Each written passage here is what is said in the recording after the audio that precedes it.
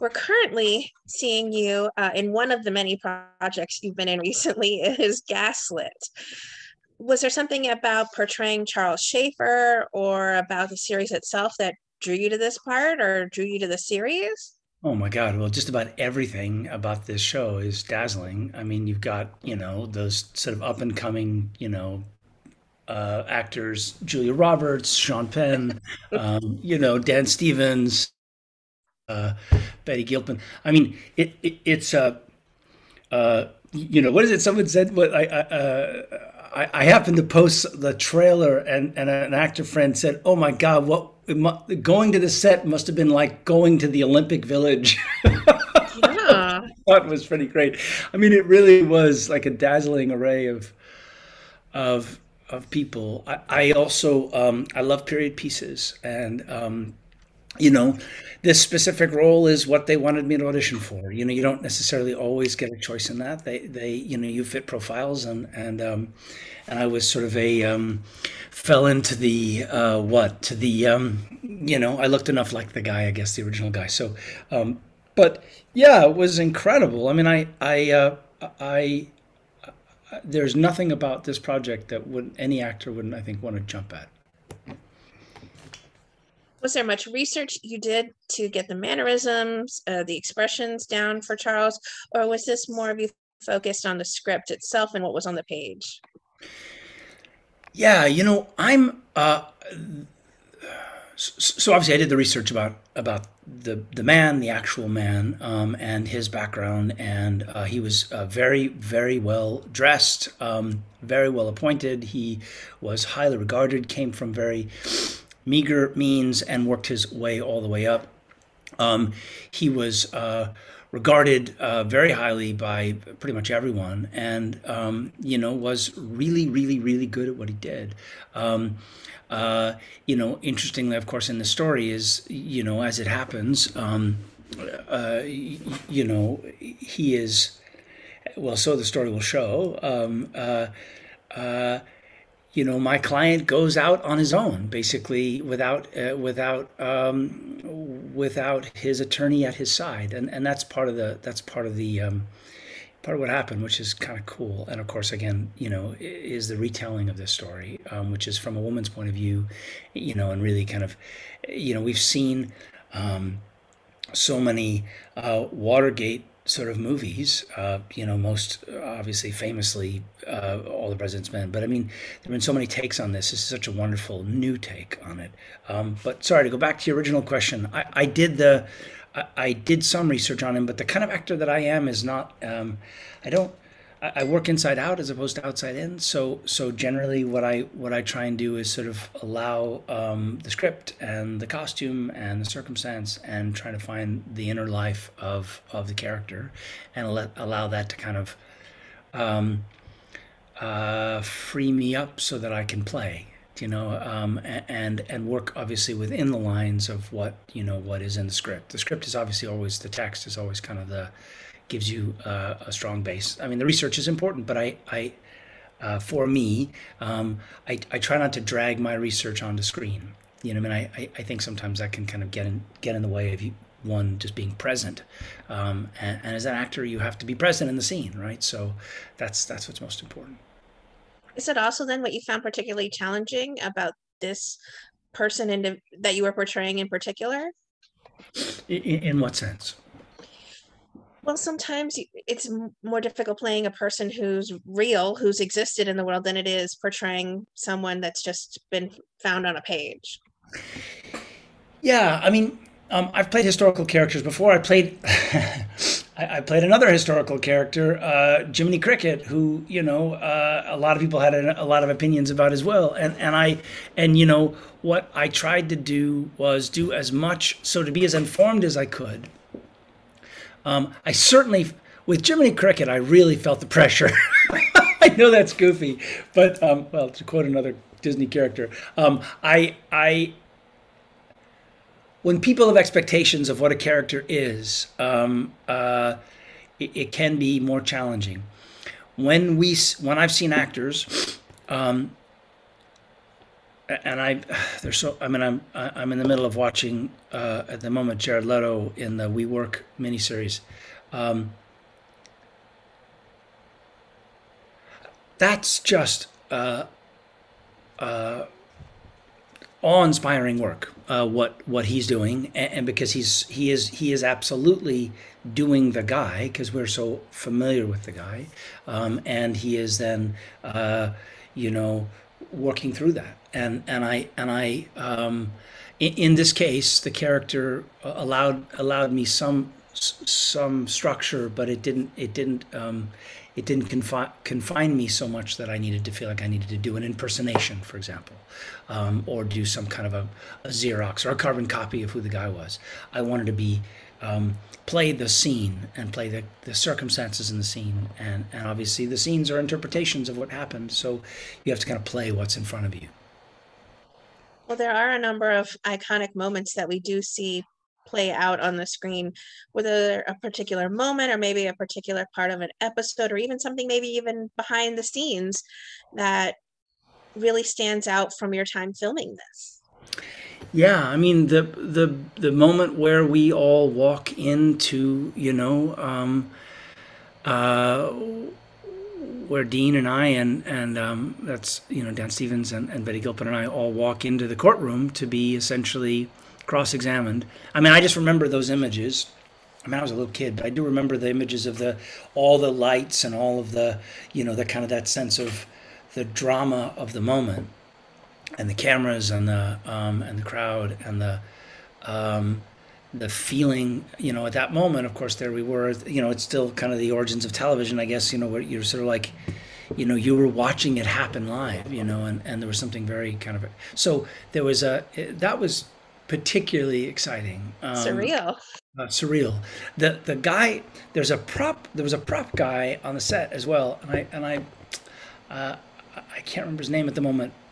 Sweet guy. If he ever sees this, I my apologies to him for not remembering his name. But he told me that his grandfather worked in the White House, in the Nixon White House, and he had actually like matches that were from the White House that actually had been in the Oval Office with Nixon, and he had various ashtrays and various things that I guess his grandfather had left him, and so he had become a prop master, had sort of broken away from the family tradition, and his grandfather believed in him, and now he was doing this movie, which basically he was able to bring all this stuff back. Anyway, it was very touching. Full circle, very full Yeah, circle. really, really sweet, really sweet. The how do I explain it? There was a level of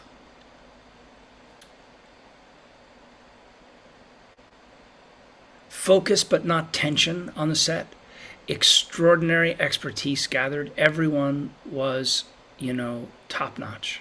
There was not a sense of anyone being a slacker. There was no, everyone was sort of at full attention. There was this kind of sense that we were doing something that felt important. The actors obviously brought enormous, stature to this. And it was exciting. It was just exciting to be there. The costumes were fantastic, and the again the care and the attention to all the details was really was very clear. Matt Ross, who's the director and one of the producers, also an actor, by the way, also an exquisite actor, but wow, what a dazzling director he is. Just dazzling, and his ability to talk to actors and to give them, give us, and all of us spoke about it, just how sensitive he was to just nuances in scenes, and when you're doing a scene, and you've done two takes, and you kind of like, okay, it's like, you've gotten past the first pancake, right? Which sometimes is not quite right. And then you get to the second pancake, it's kind of working. So like, okay, you're approaching the third pancake. And it's like, at that point, the director has maybe 30 seconds to say something to you between take two and take three to kind of just maybe think about this. And Matt was absolutely uncanny in terms of his ability to be able to just say things that would just open you up, and then just kind of, suddenly you would be in a, as it was happening, in a moment of discovery. And that's what a great director does. It's such a subtle thing, but it can make all the difference, because again, the camera captures what's right in front of you, right? It captures the moment. It captures right now and right now and right now, right? So the actor having that thought, or that thing, that champagne bubble of whatever occurs in their mind, that's what it captures. And so the director's ability to kind of inspire that, or open that, or kind of just, open the treasure box, as it were, is what makes someone really special. And Matt has that in spades. Matt sounds like he was a wonderful guideline for you when filming your particular episodes. When it comes to your portrayal of a character, do you require yourself to be in the costume in order to truly like feel you've embodied this individual? Or, is it just, finding the lines and then you feel comfortable portraying him? Well, look, a scene is made up of many parts, right? There's you and your lines and your costume and your preparation. But then you walk into a scene and you've got one or two other actors with their costumes and their preparation and their lines. And then essentially you then, like a chamber orchestra, you kind of move through it and you find it. The best actors don't come in with it locked. The best actors come in with kind of a good, strong sense of where they're going to go, but not tight. Kind of like what I imagine a tightrope walker would have to sort of walk across, a tightrope. You want to be determined but light on your feet, as it were, right? So there is there's nothing quite like when you go through hair and makeup and you look at yourself and you go, oh wow, there's that person. It feels, it's sort of like it's like, when you put a mask on and suddenly you feel like your body takes on the personality of the mask. There's actually, I've studied a little bit, only a teeny bit, but enough to know how exquisite it is. But in clown work, they, because there's actual clown work, they do work with masks, right? And so they put masks on you and they let the mask kind of inhabit you. It's actor training stuff, right? But there is something about, in a period piece, when you've got the hair and the makeup and the whole thing. I just did 1883, for example, and that also, another period piece where the costume and the makeup and they hand you the props and the whole thing, just so suddenly it's like it just, the way putting on a mask does it, it informs you. It just changes something. It just changes it changes your DNA or something, or your I don't know, your cells. It does something to your cells. And then what happens is, of course, then you meet these other actors who've done all their preparation and they have all their stuff, and then something gets created. So you're not in one. You are like a musician, or if you're in a chorus, if you've ever sang in a chorus, for example, you are listening to the other singers, and we become then kind of a sort of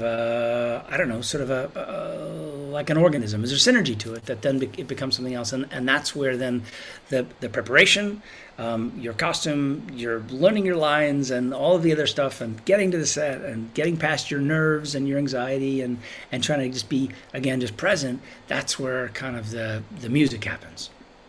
Then on the flip side, is it easy for you to shake off a long day of filming when it comes to intense, true dramatic scenes like the ones that you're a part of? Is it that easy for you just to slip out of the person you're portraying?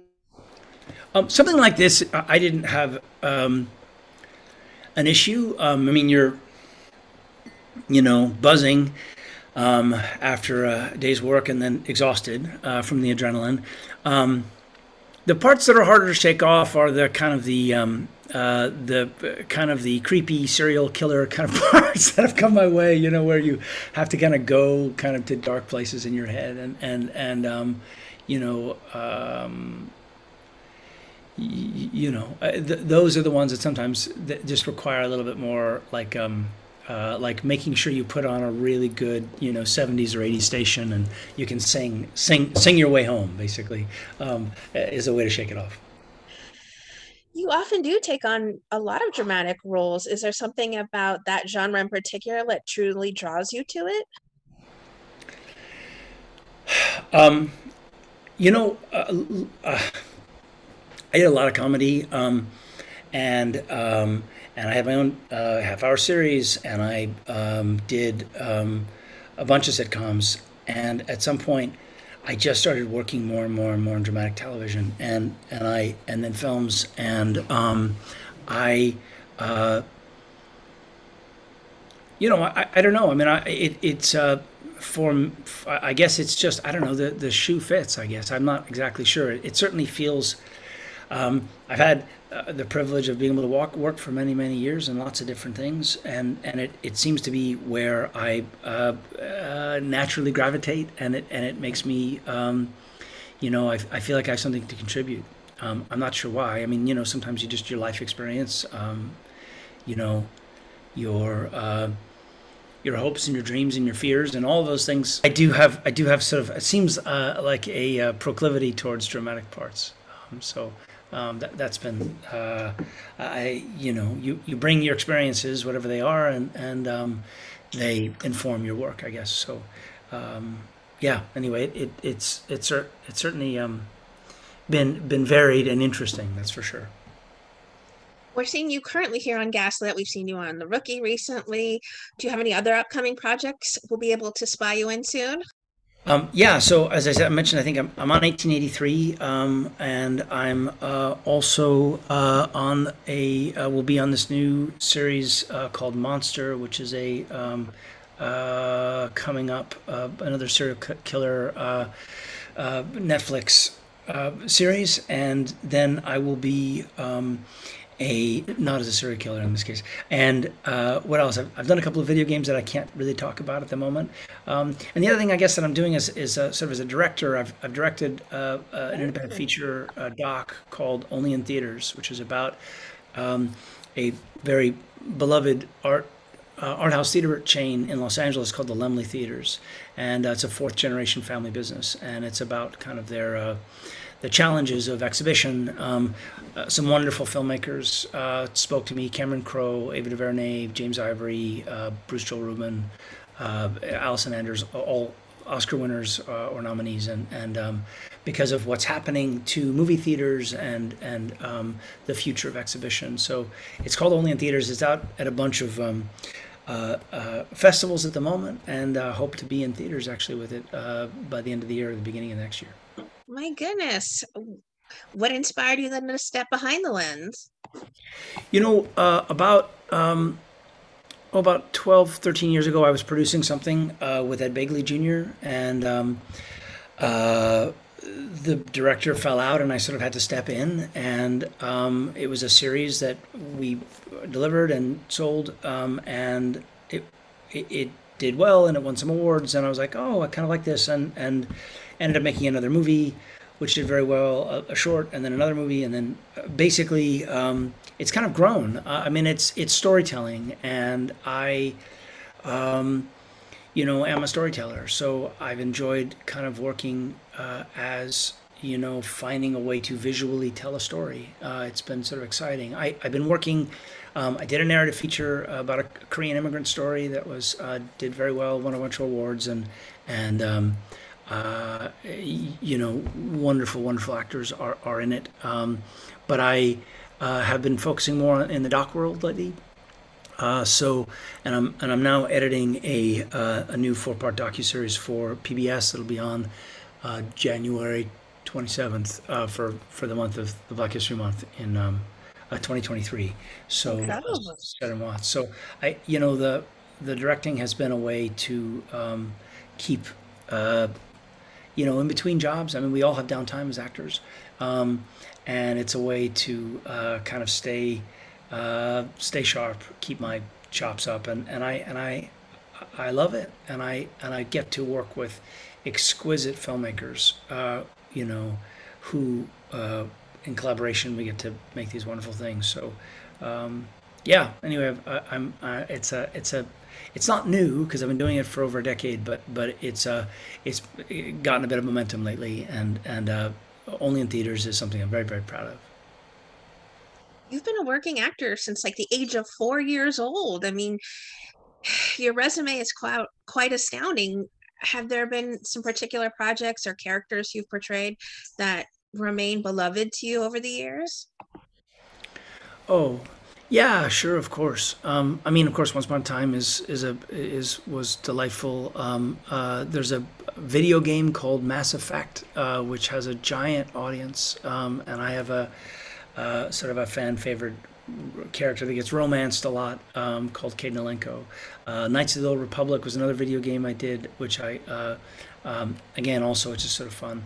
I, have done so many different things over so many different years, and different points in my life. I've done lots of wonderful theater,